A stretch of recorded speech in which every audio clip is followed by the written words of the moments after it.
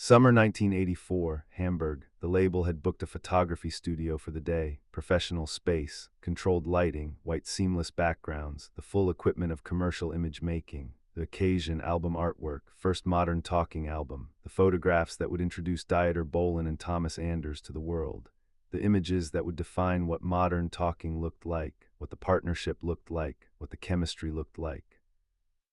Everything millions of future listeners would picture when they heard the music. This was where that picture came from. Today, this studio, this session, the photographer was Martin Hoffmann, experienced, respected, known for his work with German music acts, known for his ability to capture authentic warmth between artists, to find the genuine connection and make it visible, to translate chemistry into image. That was his skill, his reputation, why the label hired him. He arrived early, set up his equipment, tested the lighting, reviewed the brief, what the label wanted: warmth, partnership, intimacy, two men who belonged together, two halves of something whole, the visual language of great duos, the chemistry that millions would recognize as real. The photograph that would make people say, yes, this is modern talking, you can see it, you can feel it, it's obvious in the image. Martin Hoffmann had done this before, many times, with many artists. Some partnerships came in already connected, already comfortable. The camera just needed to find the angle. Other partnerships needed work, needed coaxing, needed the photographer to build an atmosphere where genuine connection could emerge. He was good at both. He was prepared for either. He was not prepared for what arrived at 10 a.m. that Tuesday morning. Thomas Anders came first, 9:55 a.m., 5 minutes early, well-dressed, professional, pleasant demeanor, introduced himself to Martin Hoffmann with a handshake. Good morning, looking forward to this. Genuine warmth, natural manner, easy presence. The camera would like him. Martin could see it immediately. The way he carried himself, the way he occupied space, comfortable in front of lenses, comfortable being looked at, this would be straightforward. Dieter Bohlen arrived at 10:02 a.m., also well-dressed, also professional, nodded to Thomas. Morning, nodded to Martin. Let's make this efficient. I have studio time at 4. Martin absorbed the energy, felt the room, felt the temperature between the two men, something present, something in the space between them, not hostility, not warmth either, something more ambiguous, professional acknowledgement, mutual awareness, two people who worked together closely without the closeness extending beyond the work. He had encountered this before. He knew how to handle it, usually. Gentlemen, welcome. Today we're creating the first visual identity for modern talking. The images that will introduce you to the world. I want to capture authenticity, real chemistry, the genuine connection that produces the music. Shall we start? Both nodded. Professional cooperation. Martin positioned them. Standard portrait setup, side by side, facing camera. A bit closer, please. Both moved, slightly, still 2 feet of air between them. A bit more. Both moved, marginally, fraction of an inch. Good. Now, natural, relaxed. You're comfortable. You're partners. You've created something together. You're proud of it. Let me see that. First shot. Martin looked at the display. Both were in frame. Both were technically correct. Technically only. The image was professional. It was not what he needed. Thomas was performing warmth toward the camera. Dieter was performing professional confidence toward the camera. Neither was connecting to the other. The space between them, invisible to the casual observer, visible to Martin Hoffmann, visible to anyone who looked closely. Not chemistry, performance of chemistry, different, significantly different. He tried again, different direction. Look at each other, not at me. At each other, like you're about to discuss something important, something you've both just realized about the music. Thomas turned, made eye contact with Dieter. Dieter turned, made eye contact with Thomas. Martin shot the image, two men making professional eye contact. The eye contact of a business meeting, of a production decision, of a creative discussion, not the eye contact of genuine partnership, not the visual warmth the label needed. Not what audiences would recognize as intimacy. Good, but let's go deeper. What's a memory you share? A moment in the studio when something clicked, when you both heard it at the same time and knew it was right. Can you access that feeling? Silence. Thomas thought, Dieter thought, both reaching back through studio sessions, both finding moments, different moments. The memory Thomas accessed, a vocal take in the spring where the melody opened exactly right, specific, musical, personal to the performance. The memory dieter accessed the production arrangement for the first single coming together at 2 a.m. Specific, compositional, personal to the creation, different memories, different aspects of the same project, both valid, both genuine, both separate. Martin shot them thinking they're different memories. The image, two men in private thought, technically interesting, not what he needed, still not the warmth, still not the connection. An hour passed, dozens of shots, the label representative watching from the side, quiet, patient, beginning to sense the difficulty. Martin tried everything in his professional repertoire, different positions, different lighting. Different instructions, different approaches. Dieter, put your arm around Thomas's shoulder. Dieter placed his arm around Thomas's shoulder. The placement, technically correct, anatomically appropriate, emotionally the equivalent of a filing cabinet. Thomas's response to the arm, a slight stiffening that the camera absolutely caught, not dramatic, not visible to everyone, but present. A body knowing an arm was there but not expecting warmth from it, not receiving warmth from it. Just an arm on a shoulder for the photograph. Thomas, lean in slightly toward Dieter, like you're sharing a thought. Thomas leaned, the lane measurable, minimal, 1 centimeter toward Dieter. The maximum lean his body offered naturally in that direction. Martin shot it, reviewed it, the lean visible in the image, also visible.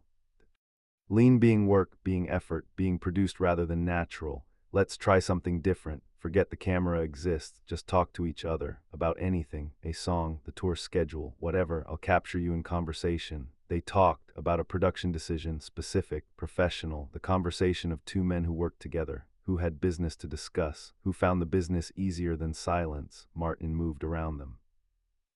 Shot from different angles, caught them mid-sentence, mid-thought, mid-professional exchange. The images, more natural than the posed ones, still not what he needed. The naturalness of their conversation was the naturalness of colleagues, of working partners, of professional collaborators, not the naturalness of friendship, not the naturalness of genuine intimacy. The camera saw the difference. The camera always saw the difference. 2 hours in, the label representative quietly approached Martin during a break. How's it going? Professional question with real concern underneath. We're working on it. Professional answer with real honesty underneath. The connection you wanted, we're finding it. Translation, the connection you wanted may not exist in the form you imagined. We're adapting. Martin went back. Different strategy, stop asking for warmth, stop directing toward intimacy, work with what's actually there. Gentlemen, new approach, forget natural, forget warm, give me power, give me confidence. You've built something extraordinary. You know what you've created. Give me that. Two men who know exactly who they are and what they've done. Something shifted. Both stood differently. Dieter, composer and producer who had built the architecture of modern talking. He knew it. He inhabited it. The camera caught something real. Thomas, vocalist and performer who had given voice to that architecture. Made it breathable, made it human. He knew it too. He inhabited it. The camera caught that too. Two separate strengths, two separate knowings, standing side by side, not quite together, not quite connecting. But both present, both real, both genuine, better, closer to something true, still not the warmth the brief had requested, but something real. Martin kept shooting. The afternoon light shifted. 3 hours into the session, Martin had hundreds of frames, some good, some very good, none perfect. The label representative on his phone in the corner, Thomas and Dieter between setups, Martin changing a lens, the moment he wasn't actively directing. The moment between shots, between instructions, between professional positioning. Thomas looked toward the window, natural gesture, light coming in from the side, soft, different from the studio lighting. He looked at it for a moment, in his own thoughts, about something, about anything, about nothing specific, just present. Just being a person in a room with afternoon light coming through a window. Simultaneously, Dieter looked at his notes, something about the 4 o'clock session, something about the arrangement he needed to review. Present in his own world, his own professional concerns, his own separate existence in the same room, both in the same room, both looking in different directions, both entirely themselves, not performing, not attempting connection, not trying to be anything for anyone, just being two separate people in the same space. Martin looked up from his lens, saw it, raised the camera, quietly, without instruction, without direction, without breaking the moment by making them aware of it. Shot, 3 frames, quick, before it passed, before the awareness returned. Before the professional postures reassembled, he looked at the display. His breath changed, something in his chest, the image he'd been looking for since 10 a.m., Thomas Anders looking toward the window. Dieter Bohlen looking at his notes, both in profile, both separate, both entirely genuine, the afternoon light catching Thomas's face from the side. Studio light still on Dieter, two light sources, two separate illuminations, one frame, the distance between them visible, present, honest, and somehow the distance itself communicating something, not coldness, not hostility, something more complex. Two people who existed in the same creative world while inhabiting entirely separate personal worlds, who built something together while remaining fundamentally apart. Who created connection in music while maintaining distance in everything else.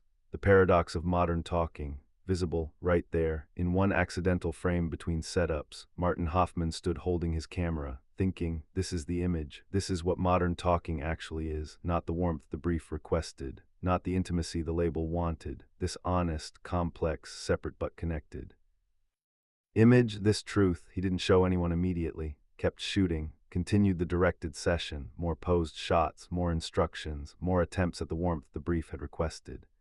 He got some of those too, adequate warmth, professional warmth, images that would satisfy the brief if the accidental frame wasn't available. But he knew, between every subsequent shot he knew, the accidental image was the real one, the one between setups, the one nobody directed.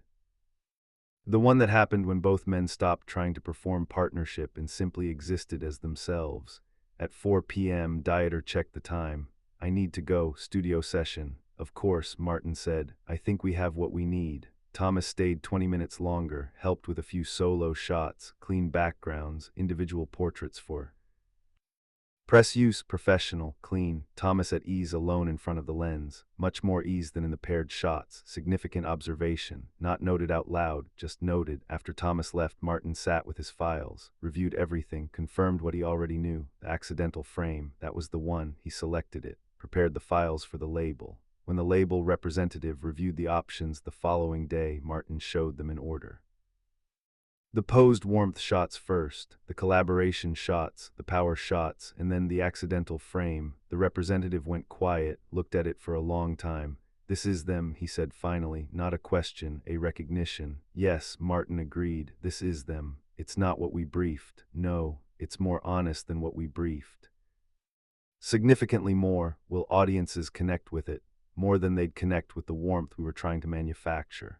The representative looked at the image again, two men in the same frame, looking in different directions, afternoon light on one face, studio light on the other, the distance between them honest and visible, the separation real and present, and somehow, despite all of that, or perhaps because of all of that, something that communicated partnership.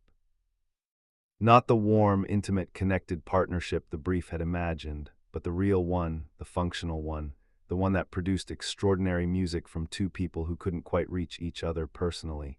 That kind of partnership, that specific truth, use it, the representative said. The image was used, album cover, press materials. Promotional photographs, the first visual identity of modern talking, the face of the partnership that millions would come to recognize. That image, the accidental one, the one between setups, the one neither man had posed for, the one Martin Hoffman had captured in 3 quiet frames while both looked away. For years afterward, people who studied the image closely noticed something. The warmth they expected to feel from the image of a great musical partnership, present but subtle. The chemistry undeniable but complex, the connection real but not simple, not the simple warmth of friends, something more interesting, more layered, more true. Some said it captured the complexity of creative partnership. Some said it showed two individuals who happened to share extraordinary musical space. Some said it was the most honest image ever taken of a great duo, all of them correct, none of them knowing the full story, none of them knowing about the 4 hours of attempted warmth that preceded it, about the instructions to stand closer, about the arm placed on the shoulder, about the professional eye contact that wasn't quite intimacy, about the two men who kept drifting apart despite every direction to come together. And then that moment between setups, Thomas toward the window, Dieter at his notes. The accidental truth, Martin Hoffman, years later, was asked about the session in an interview. What was it like photographing modern talking? His answer, they were the most honest subjects I ever worked with, not because they gave me what I asked for, because they couldn't, and what they gave me instead was more true than anything I could have directed. Know what the image captured. I don't think they ever looked at it that carefully, or if they did, they recognized it and said nothing, which is also very modern talking. The photograph survived, was reprinted, was referenced, became the shorthand for what modern talking looked like, what the partnership looked like: two men, same frame, different directions, together but separate, close but apart. The image that introduced them to the world, the image that told the truth. Accidentally, perfectly, honestly, the only way it could have been told. The way everything true about modern talking was always told, sideways, through the music, through the accidental frame, through the space between the notes, through the gap between two people looking in different directions in the same afternoon light. That was modern talking. That was the photograph. That was 1984. That was the truth that launched everything, hidden in plain sight from the very beginning.